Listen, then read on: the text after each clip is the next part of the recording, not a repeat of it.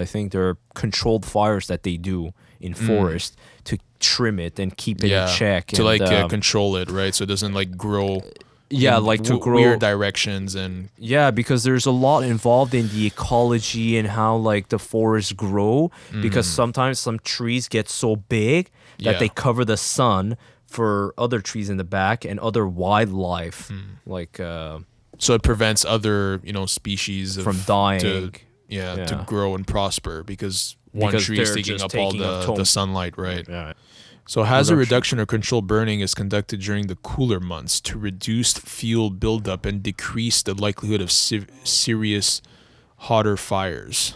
So they know there's gonna be a fire sooner or later, so they decide to do it themselves.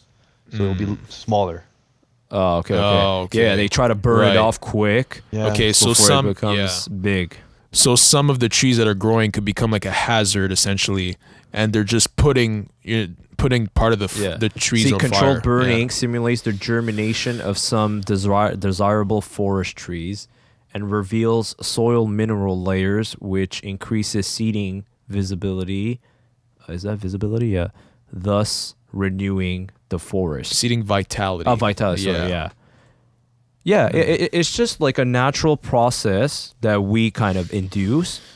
It's sometimes things grow and you need to just cut them off and burn it off so like fresh new trees can grow. Kind of like some hunters specifically, take down certain species because, like, for example, bears. Oh, yeah. Right? Because they're taking over too much of the ecology and the food chain, and if there are too many bears in the environment, then the population of deer is gonna collapse essentially. Yeah, right? basically, yeah. So it's kind of like we're almost putting this like natural selection process, but we're kind of intervening in there. Mm-hmm. Yeah, basically controlling the environment. And, yeah. No, if it's done right, then there's no worries. Is that ethical though?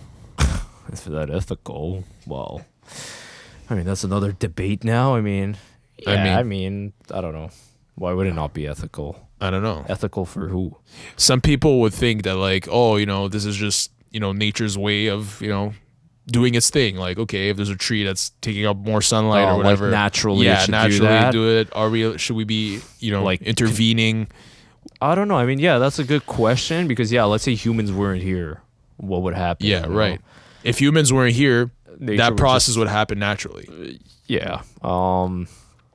Yeah, I guess there are some human interests involved in it. Yeah. I guess the fires, right? They're trying to do those controls fires so that naturally it doesn't have a huge wildfire. Yeah. Because then that would affect us, the toxic air. So yeah, obviously I think there are some reasons that we do it for us. It's not just... for us. That's the key word. Yeah, for us. Yeah. So... yeah, I guess some people would think that's a little controversial, like intervening with what nature's doing. Some people think humans need to die altogether, that nature needs to take over. Yeah, there are literally people who advocate for, the death of the human population because we're like a, virus on this planet. Like a controlling species or something. Yeah, we're a tries to take over everything. Yeah. But, I mean, I'm not... yeah, I don't really believe in that either. I don't believe that, like... Yeah, I think, we should let nature run its course, but I think we should also kind of jump in if something just spirals out of control. Yeah. Yeah, because, I mean, nature will do nature.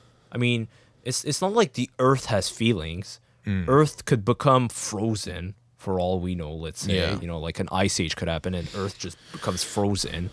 Okay. Earth is not crying. Earth is not like saying, oh my God, I'm frozen. It's just frozen. That's just kind of a natural thing.